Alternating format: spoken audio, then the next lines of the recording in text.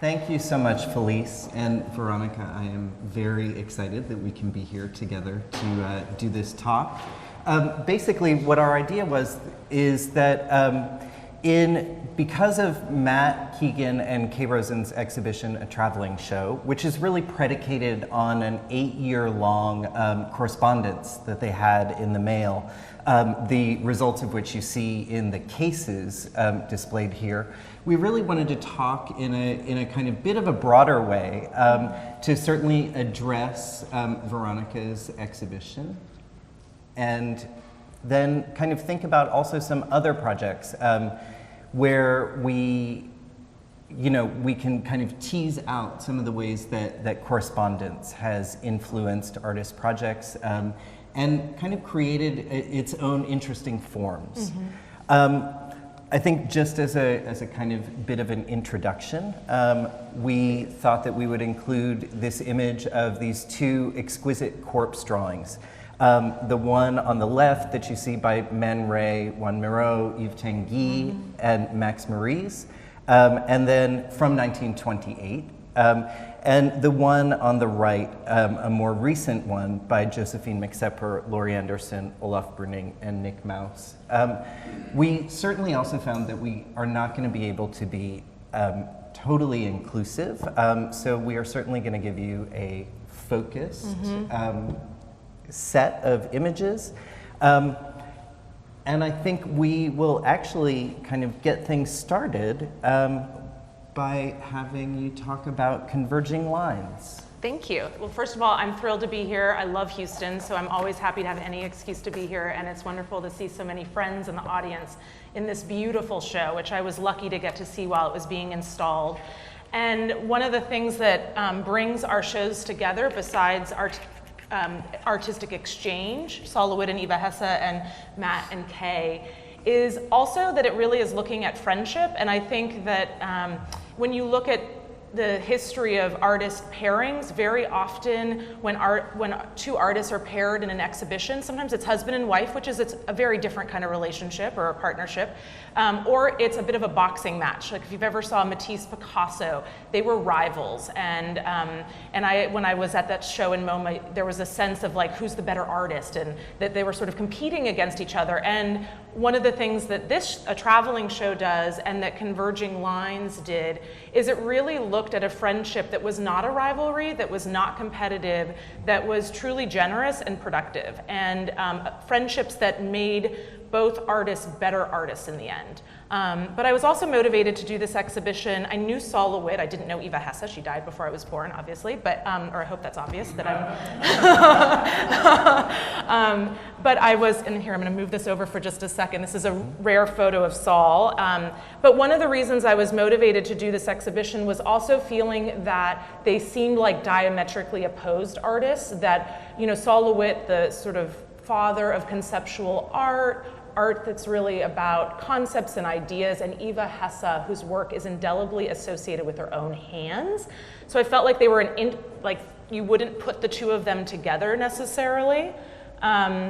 But what I also felt was that if you looked at the Eva Hesse literature, you will find Sol LeWitt in every index for every book that's ever been written about her, because his impact and the sort of impact of other minimal and conceptual artists is very well registered and documented and analyzed and examined.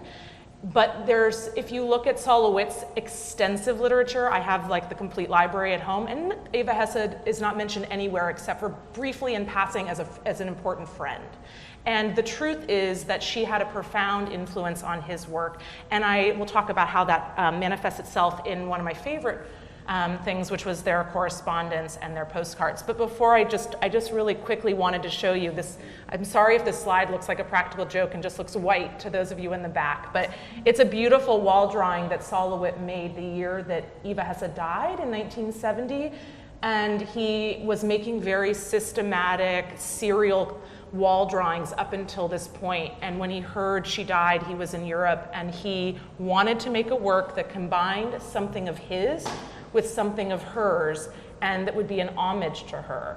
And it's the not straight line. And there's no good overall view, this is a detail, but it's a wall covered in these beautiful, wispy, not straight lines that really was an invocation of her. But interestingly, it was not an isolated gesture. He continued to incorporate this in work for the rest of his career. And you can really see the kind of work that inspired that, the sort of organic nature of Hesse's work. And he'd actually helped install one of her sculptures in a show, and the very notion of the wall drawing, he credits her for helping inspire this idea of a work that's never static, never the same twice.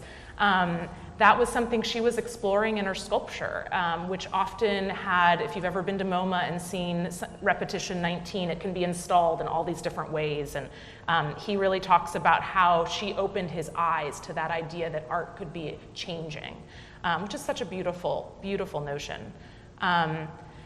This may come as a little bit of a surprise, that image, but before Saul and Eva met and became close friends, they actually met on the page.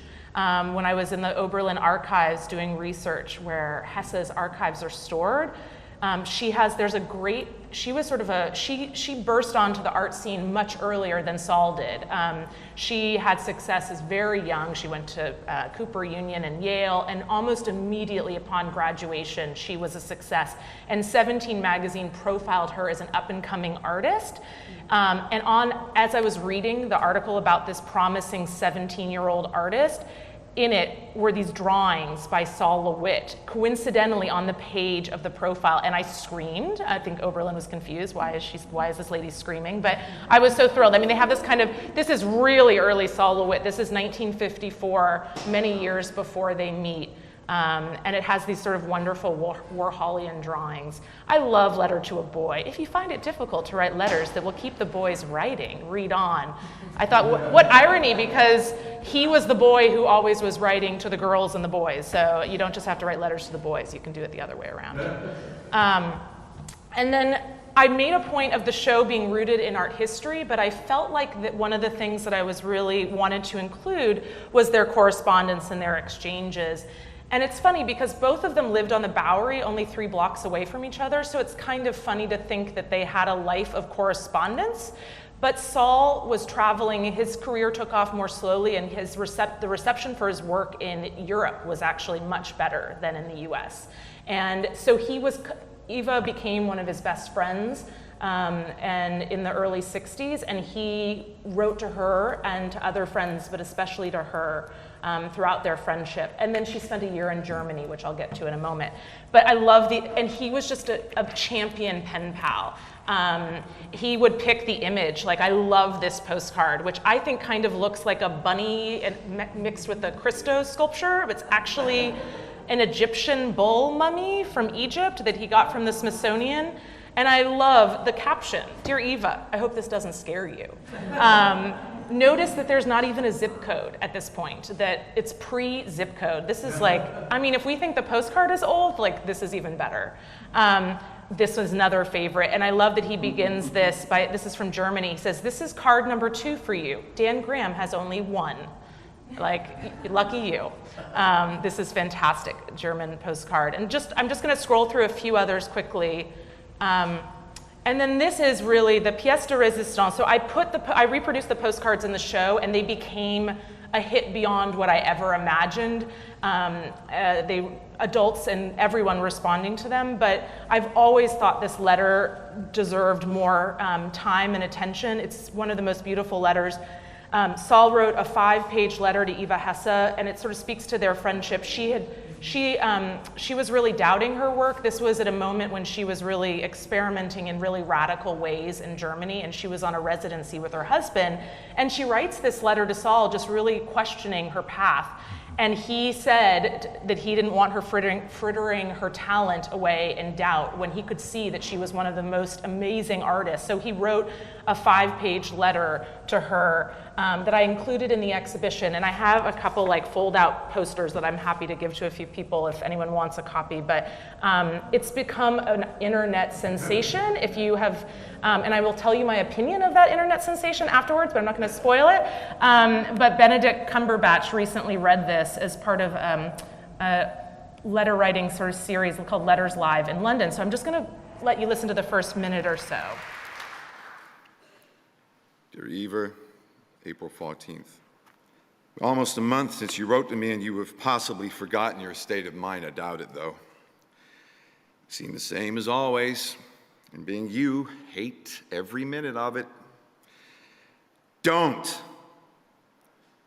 Learn to say fuck you to the world every once in a while. You have every right to. Just stop thinking, worrying, looking over your shoulder, wondering, doubting, fearing, hurting, hoping for some easy way out, struggling, grasping, confusing, itching, scratching, mumbling, bumbling, grumbling, humbling, stumbling, numbling, rambling, gambling, tumbling, scumbling, scrambling, hitching, hatching, bitching, moaning, groaning, honing, boning, horse-shitting, hair-splitting, nitpicking, piss-trickling, nose-sticking, ass-gouging, eyeball poking, finger-pointing, alleyway sneaking, long-waiting, small-stepping, evil-eyeing, back-scratching, searching, perching, besmirching, grinding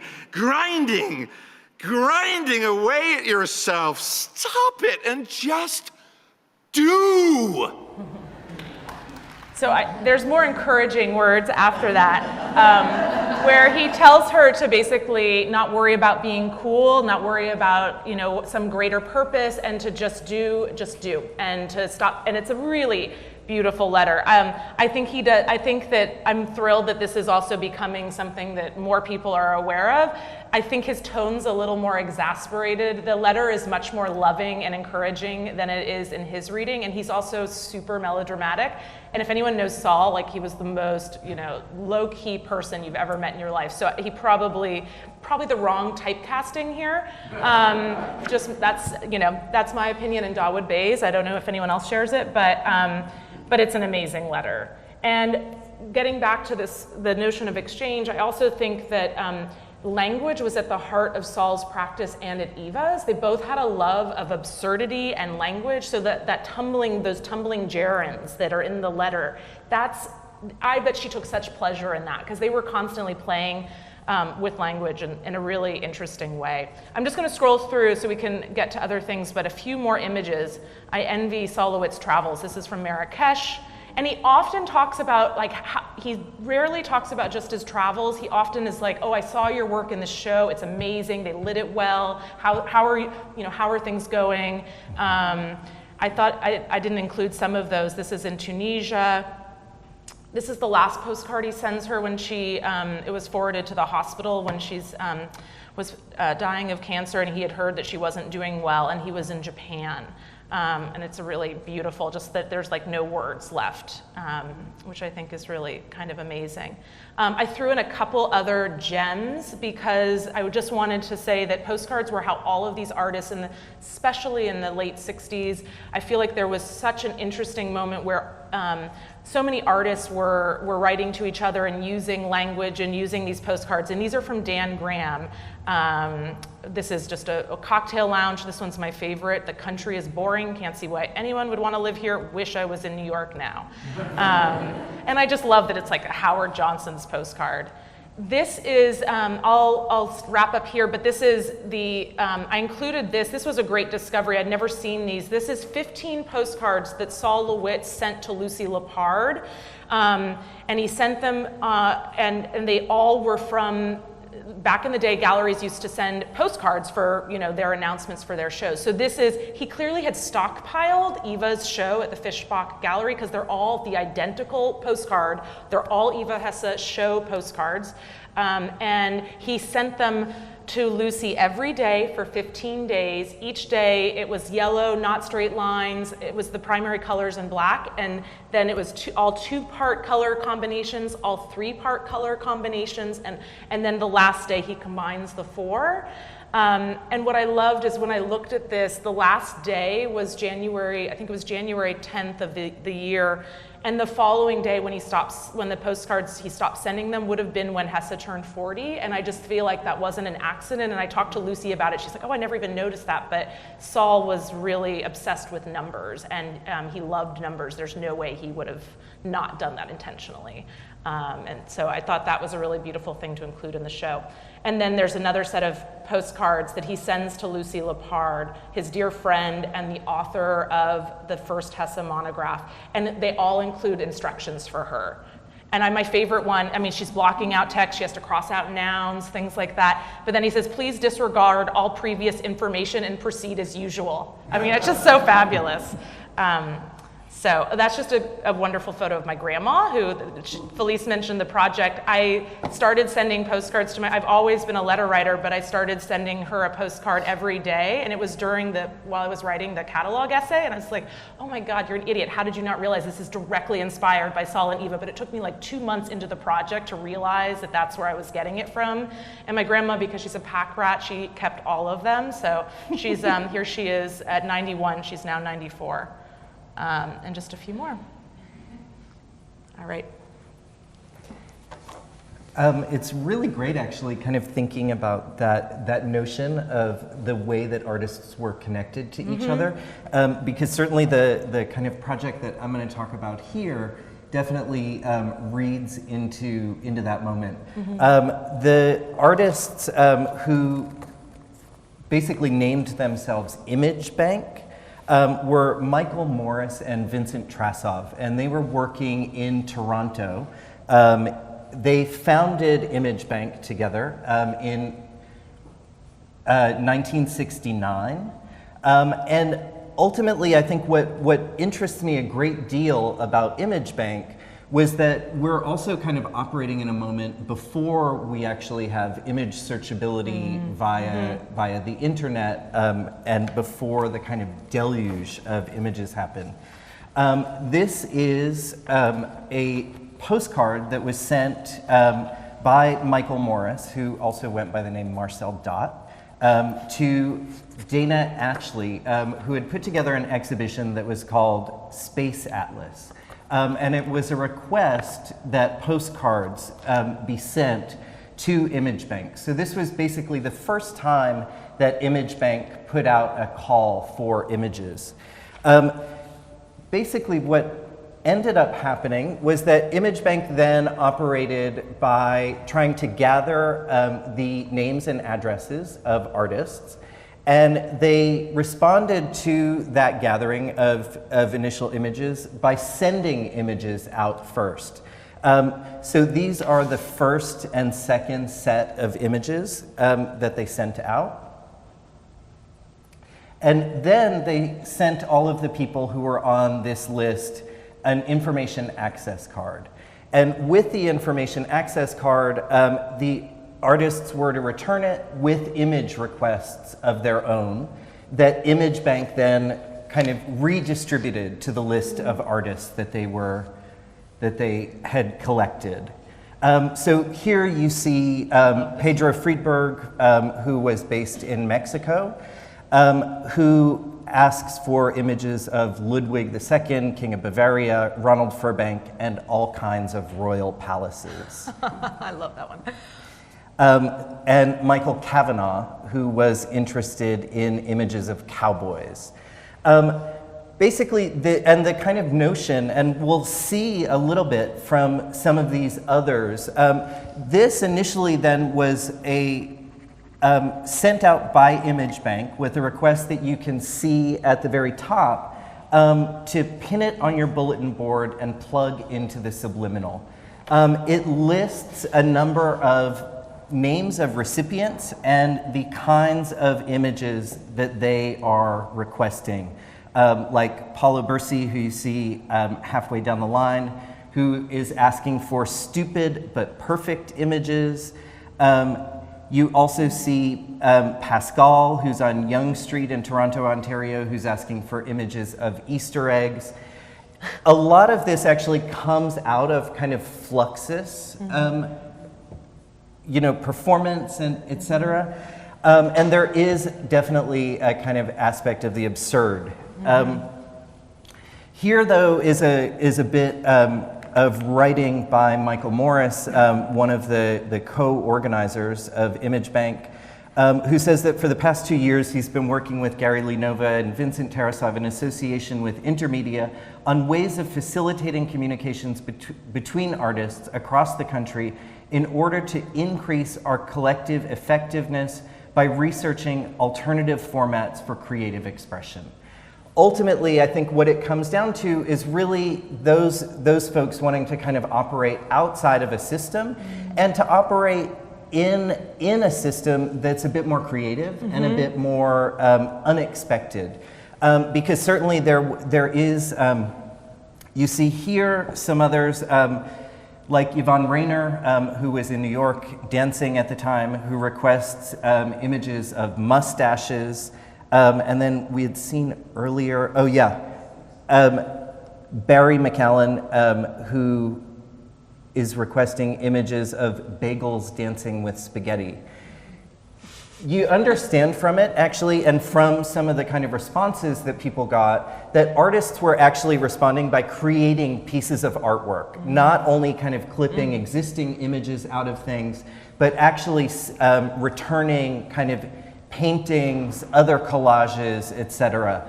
And so it becomes a kind of system that really kind of fulfills itself. And if any of you are familiar also, this is a magazine called File that was published by General Idea. They also kind of circulated the annual artist directory, and this is from an issue in 1974. One of the other things that they did that I think is really interesting is they didn't limit themselves to kind of visual media. This is a request for a project that they called Long Hum Substation, where they requested quarter-inch magnetic tape, essentially recordings that they asked people to send into them. They would splice all of this material together to create one kind of long sound loop from all of the submitted materials. And then they also were kind of a house that received in their offices lots of correspondences from artists as well. So this is a letter that came to them from Gary Linova. General Idea sent them these split postcards, which reunited images of two paintings by Max Beckmann. And on the left, a postcard that came to them from Robert Filiu. On the right, a postcard with a drawing by Joseph Beuys that says, in Italian, "The revolution is us." I think I can kind of just end by talking a little bit about the ways that Morris and Trasov decided that they were going to use the postal system to create a network by sending regular image requests to artists and friends. It soon expanded also to include publishing directories and collaborations on other events that brought artists together. They say that Image Bank always existed in the mind. There were never any of the charters, boards of directors, or societies that came later with the parallel galleries. Image Bank was telepathic. It read the pulse and tapped into the subliminal. Image Bank motivated events, created structures, questioned and redefined roles, and was always open to new ideas. These are fun. We're just sort of having fun with our sort of case studies. And another project that involves exchange, and I promise we'll get to the present, but is a project that I love by Eleanor Anton called 100 Boots, and I can see some nodding heads, so a few people are familiar with this. But I think it's interesting that a lot of these projects in the 70s, there was also, if you know anything about the art market, the gallery scene was pretty flat. There wasn't, you know, when you talk to artists who were around then, there weren't big sales.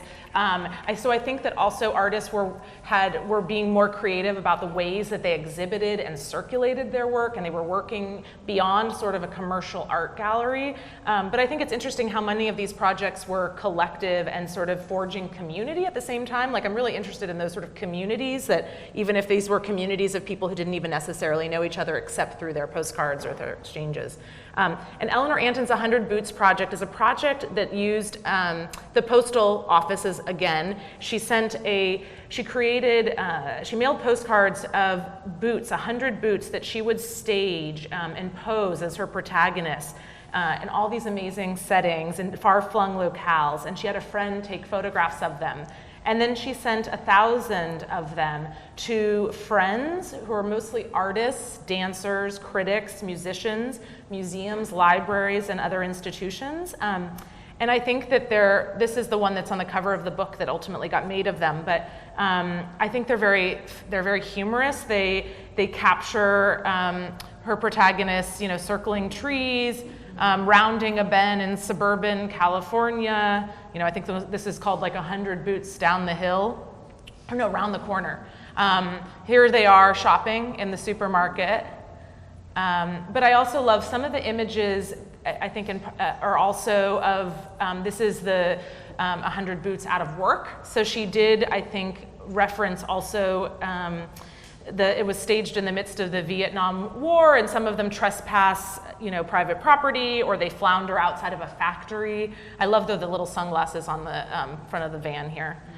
They're pretty great. So there's still, though, a sense of, I think, irreverence. And the Boots go from California, from San Diego, where she was from and still lives. She teaches there, and they go from San Diego all the way to Manhattan, and it must have been really early in the morning when she was able to stage this photograph. And what was fantastic is she was able to conclude this almost 2-year-long project at the Museum of Modern Art. So they eventually line up outside of MoMA, and then they actually have a show. They are in a show there that was curated by a curatorial assistant, and here is the only installation view that I've ever seen, really, of it, but it's fantastic. The entire gallery included not only the whole set of postcards, but blow-ups of the Boots, the images that were taken in New York, but then an entire gallery was converted into the Boots New York crash pad. So it was complete with mattresses, sleeping bags, radio, and a front door equipped with a peephole and a chain lock. So I thought there was something really wonderful about kind of creating a project, again, outside of a gallery, she didn't know she was going to do the project at MoMA. That happened kind of along the journey. And then sort of create it using the post office in this really kind of wonderful way. And I think you had mentioned too that this image, the way that actually visitors to the museum were able to see this was just by kind of peeking in through the crack in the door, because it never actually fully opened. Which is also kind of fantastic. That one's wonderful. And then this other project, I think also exchanges and postcards and letters have a way, one of the things I'm drawn to is the way that they can be subversive as well. And I think that there are a lot of artists who use the mail in ways that are actually quite liberating to their practices, that allow them to do things they would never do in other parts of their work. For example, if you've ever seen any Ellsworth Kelly postcards, they're amazing. They're, Marilyn Monroe, and some of them they're just not the artists you thought you knew. And this is a project that I only recently learned about, and it's a work that we acquired for the Blanton recently, a gift of Dove Bradshaw. And this is a project from 1976. Dove Bradshaw is an artist based in New York. She's the partner of another wonderful artist named Bill Anastasi. And in 1976, she went to the Metropolitan Museum of Art, and she put a label next to the fire hose. So this is the fire hose that, if you've ever been to the Met, on the balcony on the second level, she put a label, and it says, and you can see it on the back of the postcard, and it lists the fire hose as her artistic creation. So it says Dove Bradshaw, and it mimics the exact format of the label, and I'll tell you about the postcard in a second. But she did it in the Met font, and it said fire extinguisher, 1976, brass, paint, and canvas, because the canvas is the hose. And she put it up, and within a week, the unamused curatorial staff had taken the label down.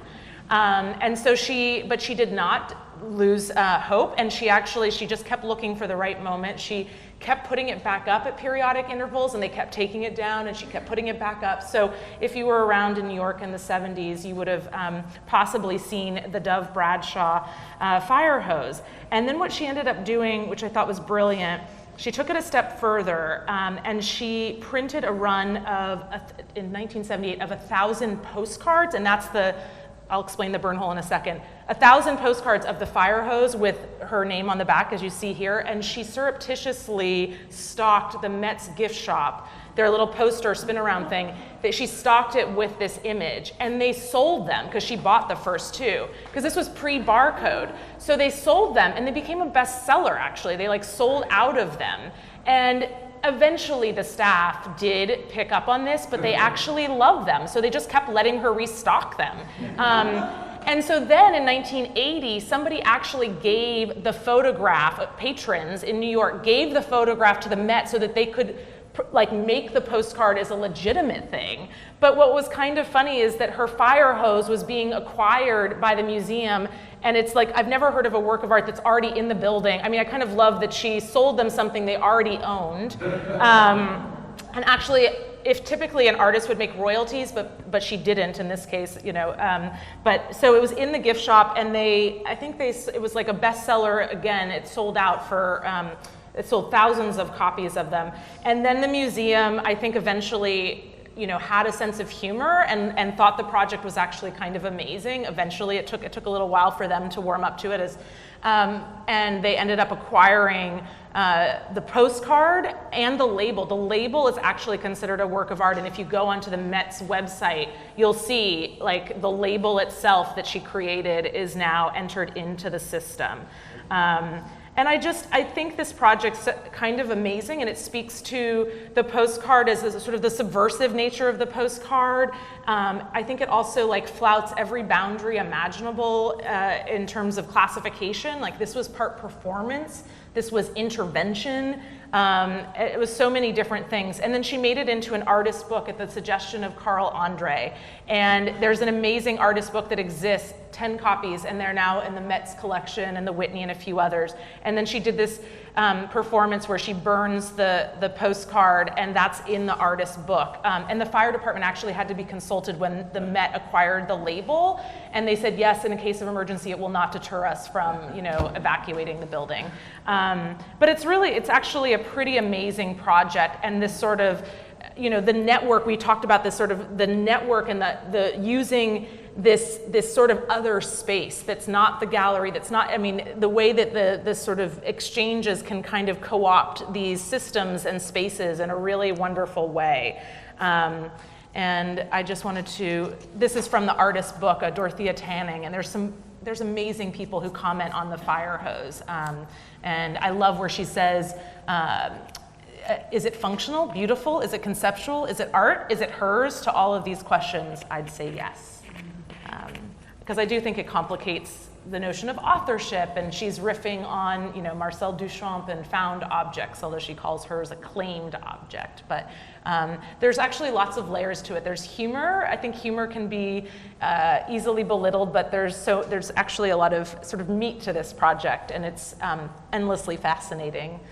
And it's hard to write a label about her project because it's like, how do you explain all of that, right? There's a history. It's kind of, we put it up at the Blanton. I think it was the longest object label we've ever installed. Yeah.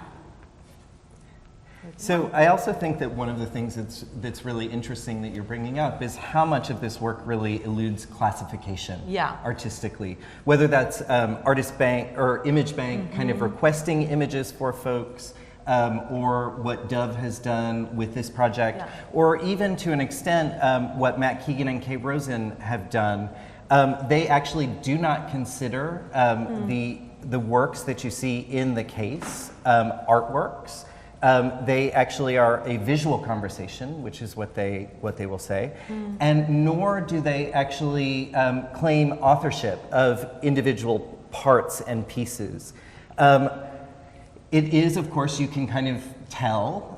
Some educated guesses will let you know whether Matt made an object or Kay might have. But they are not interested in those notions of authorship within the project. Ultimately, they're interested in what the conversation looks like over time.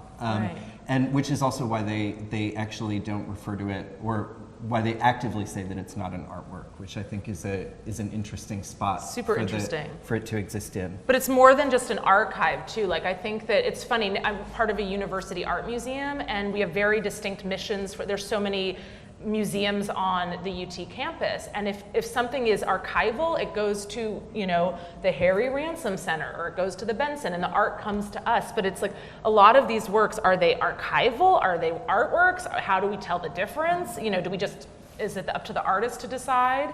And I think you're right. There's sort of a slipperiness to this that makes the projects all the more appealing. And they also, I think, there's the art object as a commodity is also something that the postcard or an exchange sometimes is playing with, because, you know, postcards are cheap. Like, don't they come from that's how you most cheaply can. I still am amazed that you can send a postcard. My project for my grandma for a year did not cost me that much money. It's like 34 cents to send a postcard. So there's something about the ephemeral, the cheapness of it, that also, I think, is sort of an alternate history to the art as the vaunted object, especially if you're in the Metropolitan Museum of Art. Mm-hmm. Yeah, You know? I mean, it's interesting. It does elude those kind of capital systems, like when, you know, seeing in Image Bank's archives, which are now called the Morris Trasov archives. Yeah. You actually find a postcard from Joseph Beuys, which contains an actual drawing, you know, which we looked at, which of Right. course is, you know, there is some worth to that. Yeah. They also do have a complete set of the Eleanor Anton postcards. Which is also interesting. So there are definitely these kind of connections between those systems that really try and kind of operate by creating their own system rather than operating within an existing system. And it's interesting that you mention Eleanor Anton, because Solowit didn't know her, but he has a set of them, and but they're in a bunch of libraries and archives, but they're also owned by museums. So again, like if somebody ever wants to donate a set to UT, I want to take them. I don't want you to give them to the Harry Ransom Center. But, you know, but it's like, where do these things go? And it's super, I can only imagine the conversations that happen within, you know, universities, like, where do we put this stuff? Or what did they do with the Dove Bradshaw? Like, I'm dying to go to the Met and look through those object files. Like, wouldn't it be fascinating to sort of see the response to the label put up next to the fire hose, and then, you know, then they decide to actually buy the photograph and buy the postcard and issue it themselves. Like, I think this would have been very interesting to see how it challenged their structures and their systems. And the Met in particular, a bastion of, like, there is a photography department, there is a, you know, work on, everything is very clearly delineated. There's, you know, it's, yeah. Yeah, in terms, actually, it's interesting because with Moira Davey, whose work you see here, it's again a kind of instance of, you know, probably a museum conservator's worst nightmare. Davey, for this series, which is called Trust Me, which was produced in 2012, takes photographs that she's made, folds them up, tapes them shut, addresses the outside, so you see the stamps. In this particular case for Trust Me, the small kind of text that you see at the top was provided by Lynn Tillman. It was just collaged on, and then they were just sent through to the exhibiting venue. So you see here, this is the full set of postcards. Moira will actually tell you that occasionally postcards do get lost in the mail, which is, I always kind of imagine that there's some really excited person at the post office going like, oh, I think I want to keep this one. Yeah. And this is a process that Davey has continued to engage in. So here from 2013, you see an image of ruby glass. That's beautiful. And you know, it's a kind of interesting thing too, because she actually is able to avoid, with these projects, one of the things that you and I both know, shipping can get exorbitantly expensive. And she's actually able to do this bypassing any kind of notions of, you know, needing to pay customs or import taxes, like in this instance when she's sending a work to Europe. That's fantastic. Another image, for those of you who, you know Davey's work, you'll understand that these are images also that are very exactly the same in some cases as images that she would frame and sell within gallery systems. So she's able to kind of circulate these through different kinds of systems. Here is another one. These are addressed to Alison Strayer, who was the editor of a book that Davy recently put out of some of these works. The tape is so beautiful too. It's like she's thinking about, they're still compositionally really beautiful. And it's really incredible. Like within single systems, she'll often use kind of the same tape. And so you see this little kind of, you see a bit of it, but you see these kind of ovals of similar colored tape. This is an installation view of the works installed at Camden Arts Centre in London. Beautiful. And we're going to end with a slightly different version of, this is an installation view of a project organized by the artist collaborative Ridiculous, which is, consists of A.L. Steiner and Nicole Eisenman. They, in 2011, put together an exhibition for the gallery Invisible Exports in New York called Ridiculous, the Hurtful Healer, the Correspondence Issue. The content of the exhibition was really that they approached artists and asked them for personal correspondence and had all kinds of really incredible responses. This just shortly, actually, the exhibition also traveled to the ICA in Philadelphia. And when it appeared there, under the title, "This is what Liberation Feels Like," which was trademarked, the artists went in and actually made these interesting corrections to the wall label with a Sharpie. So to their own wall text. To their own, well, to the wall text generated by the museum, yeah. Please don't do that in this show. We kind of go over all of it with the artists in advance, so we don't have those problems. But I do love in here, in particular, disseminating a clear message, and they actually just kind of edit that to disseminating a message. Beautiful. But the works in the exhibition included works done in a variety of media. This is a painting very similar, actually, to paintings that were by Glenn Fogel in an exhibition that was organized here by our director, Bill Arning. These are letters that Glenn has received from different people, lovers, friends, etc., that kind of speak to very personal issues. He generates and basically has paintings made of these letters. They are quite large. The one that you see here is 48 by 62. And so often it's really about kind of airing dirty laundry. A really beautiful letter from Nancy Sparrow to Lucy Lepard that was also in there. Dear Lucy, the enemies of women's liberation in the arts will be crushed, from 1971. A really pretty fantastic and out there work by Kathy Burkhart called Suck My Dick. Kathy is actually known for creating these really amazing paintings that generally are always of Liz Taylor. This one also quite a large work, over 8 feet tall. And the images that you're seeing, the kind of gridded things that are on the back, are paper that Kathy has burned. They are all letters of rejection from different galleries to which she submitted her work, kind of hoping that she might get a show.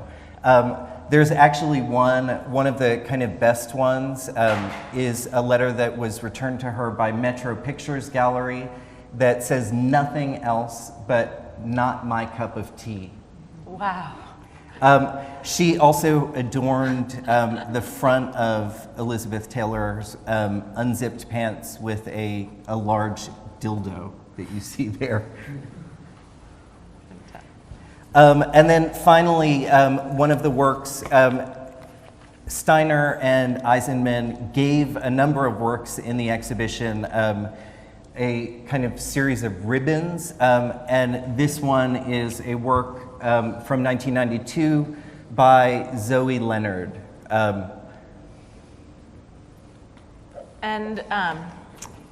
We'll let you absorb it and read it a bit, and thought we would also leave some time for questions and any questions that anyone might have. Otherwise, we can continue talking. I think there's also, I have a little bit from a really fun press release that was written by Steiner and Nicole Eisenman that says, "Dear World, we'd like to invite you to our show because we need to re-educate you about the situation specifically, or perhaps more generally speaking, the issues of right and wrong, because right now, you've got it all wrong. Some things that are wrong. Number one, a certain type of man, of which there are many, all of whom rule the world and torture, literally, us, for no reason. See our travel brochure / expose, stoning for pleasure and profit in many countries. And all that really needs to happen is your wives roll over and stab you in their sleep. Problem solved. Number two, wake up. Machines are needy little takers. Problem number three, the lack of sleep / Christmas / corn syrup chain of signifiers / absence of leisure time to make art and write, etc. / our educational and cultural indoctrination system, which turns lumpen, dull-witted 3-year-olds into massive, raving, homo-bashing tumors stewing in hot tubs on their own TV shows / axis of evil. We're all the biggest losers. Number four, the military-industrial pharmaceutical art world complex. Number five, animals in captivity, including the loss of all carbon-based life forms. Number six, the domino effect, Chinese accordion, string pulled-on sweater, Russian nesting dolls. Number seven, plastics and pesticides. Number eight, the greater the massacre, the bigger the Christmas bonus. Number nine, unending escapades of destruction. And number 10, everyone's desire to be happy than everyone else's desire to be happy. For these reasons and more, you, world, really need to come visit us in 300 square feet of luxurious, non-denominational, non-linear, spa-like atmospherics at the Gallery Invisible Exports. That's the name of the gallery. You'll be rewarded by mind expansion and tax cuts for the rich. BYOR, bring your own road. Your BFF forever. Ridiculous." It's beautiful. I love the way also thinking about the format, these sort of like the press release, it's got such its own convention and rules, and they just completely blew that apart. Absolutely. And the same way they did the wall text. Yeah, that's pretty amazing. Bring your own road. I haven't heard that one before, but it's an interesting one to think about right now. Anyway.